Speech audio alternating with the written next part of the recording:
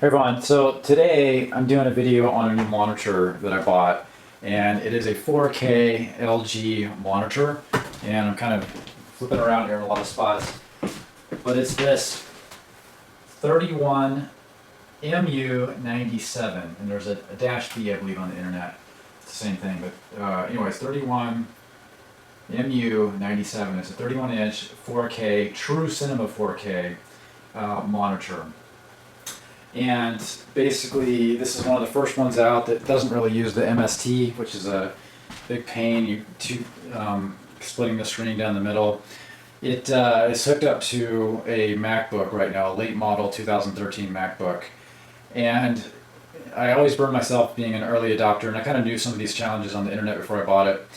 But it's about $1,400 without tax, and it sounds high, but this is an IPS monitor for good photo work and graphics and video. It's not really a gaming monitor, so you gotta know what you want to do with it before you buy it, of course. I like my big monitors. I do a lot of photo, a lot of video, obviously. I wanted the extra pixels because I like to have more of my photographs on the screen, as much as the photograph on the screen as possible.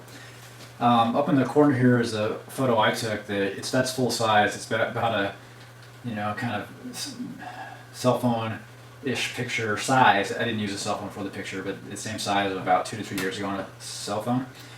And you can see I got a browser up in the middle, and you got iTunes, Apple Store on the left side there. I got the dock down below.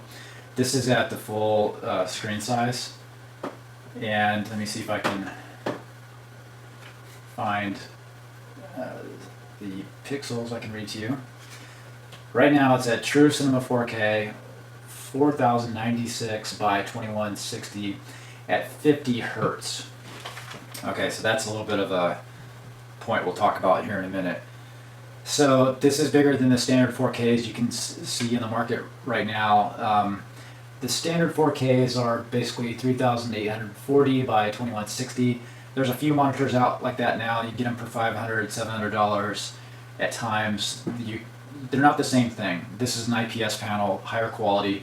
Again, good for graphics. It does multiple color profiles, sRGB, which they all do. Then Adobe RGB. And it can do both at the same time, split down the middle. So it has a lot more features, and that's why the price is higher. We'll see if it's really worth the premium, but it is a 10-bit panel. And let me just show you some of the kind of the finishings of it first. You have to excuse my mess, a nest of wires I always have. I have a nice desk, so I always put towels or something down because it scratches it. But anyways, it's a metal-like stand. Sorry, plastic stand. It is pretty sturdy. This is a 17 by 8 ratio monitor, so it's not 16 by 9. It's going to look different. It took some getting used to. It felt small when I unboxed it in size, too long and too small. But the more I've used it, it's really growing on me. It's fun. Size, you can put a lot on the screen at once. You do kind of have to turn your head a little bit left and right because the screen's so big. Okay, so then it has ports on the back here. Let me see if I can move it a little bit. I'm not going to be able to see very well, but it basically has full-size display port. It has a mini display port. It has 2 HDMIs back there, and it has a USB 3 connector back there as well. It is VESA mountable, meaning you can put it on the wall or another bar arm. I don't think there's been a 4K IPS panel that's VESA capable yet. It does have this sturdy metal bar, and you can raise the monitor up and down, and surprisingly you can rotate it the entire way to go portrait mode, which is kind of amazing. They can do that, but you can't swivel it left or right. It's slightly annoying. Alright, so some of the challenges with this monitor, because it's kind of out of the box new, there's a few websites that are Mac oriented, and they really strongly pushed this monitor and were really impressed by it, but then after it came out on the market, a lot of people were having a lot of complaints with it. It wasn't Mac compatible, etc. There's all kinds of problems. So I have it plugged into a Retina 2013 MacBook Pro. just with the cord that came with it. That's very important. If you have one of these monitors, use the cords that came with the monitor, the DisplayPort cords, out of the box, and then sort out later what you want to do. I had a lot of troubles using my old cords that were longer. It wasn't getting the right connection on it. Alright, so out of the box, plugged it in to my laptop Mac, and it was not recognizing the full, I'm just going to call it Cinema 4K for the rest of this video, the full capable screen size. At 60 hertz is what I was expecting. Okay, so that the higher the hertz, the more responsive, the more fast the monitor should be. The lower the hertz, obviously, the slower the monitor is, and if you get less than 60 and somewhat at 30, you can see a little bit of a trailing on your mouse. Your mouse may not be as responsive as fast as you move it. Alright, so plugged it in and it wasn't recognizing it. It was only doing the standard 4K. And I did some online searching, and there was a tool that was the Switch Res third-party tool that you can download, and downloaded that, installed it, and with a little bit of a dance of shutting my laptop lid and unplugging the display port and turning it back on, I was able to get the full Cinema 4K resolution going again, but at 50 hertz. So it seems like the drivers aren't ready yet from Apple for true Cinema 4K monitors. I'm expecting to have compatibility with the monitor right from the settings display menu, but you know, that maybe that's going to come in a few months or two when the drivers are more available from Apple, hopefully. But through the third-party tool, I was able to get at least the full resolution and 50 hertz. It wasn't the 60 that I was wanting, but I'm getting 50, which it's not bad. I'm going to move this window around. It's pretty responsive to me. It's pretty in sync with my finger. Probably a little bit of delay looking on the video here, but this is usable to me. I'm doing a lot of playing with Lightroom and Final Cut. No real gaming on my Mac. Okay, so then I plugged it into my Windows. I don't have that set up to show you, but I have a Windows 7 computer desktop that I have a NVIDIA 780 Ti video card in it.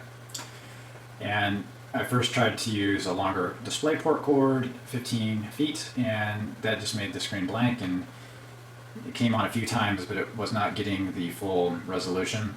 So I switched back to the delivered DisplayPort cable with the monitor, plugged that into Windows, and it didn't recognize the full resolution right away, but I went into the Windows settings, the display screen resolution, and was able to, it oddly says recommended is the standard 4K, but you can scroll up and go to the True Cinema 4K and select it. Moving there was just fine. It did recognize it, and then I move over to my NVIDIA video drivers, and it did show that it was operating at 60 hertz. So with the cord that came with the monitor on Windows, you get what you think you paid for, the full, getting the true resolution and the speed. It was a bit of hassle to get there because it wasn't set up that way right when I plugged it in. I didn't buy this monitor for gaming, but I wanted to try it anyways because I have an old Dell 30-inch that it runs at 59 hertz, and the responsiveness to that is okay. I tried Advanced Warfare Call of Duty on this at the 60 hertz. It sat on Windows, and I felt like there was a little less response time on this than an older Dell 30-inch monitor. There's a lot of things that can go into that, right? So I'm pushing a whole lot more pixels on this than the Dell. And then there's newer drivers for that. The Call of Duty game does happen to support the full Cinema 4K pixel range. On the internet, I'm reading a lot of reports that people who do try to game with this are getting the sidebars on the screen because the game doesn't support the full resolution. Sometimes when I boot into this monitor, I do get the sidebars for the standard 4K, and while it's annoying, that I'm not getting my full resolution, it's not that bad because the bars are not on the bottom, they're not on the top, and they're just on the side. So, I mean, this monitor, I'll say fit and finished. That makes any sense? How the monitor looks physically, other than the swivel left and right, is annoying, but the rest of it, it looks very nice. I don't have any pixels that they're damaged. I have uniformity across the screen, as far as I can tell so far. I don't have any light bleed. The monitor doesn't seem to, it's warm, but it doesn't seem to run as hot as my old Dells. It just heat up the entire room. And I'll say that I needed to get a tool on my Mac to speed up my mouse, because you're going across a lot of different, you got a lot of screen real estate to cover, right? So I had to get this cursor speed up tool. But that's just me. I like to move my mouse fast. Steer mouse is what I'm trying now. And so far so good. It comes with a lot of early adopter problems. I'm hoping the drivers are going to be done by Apple soon and get a fix for that. So if you have any questions, let me know. I'll give you probably a few more videos on this. But again, if you have any specific questions, let me know. I can try to address them. Thanks.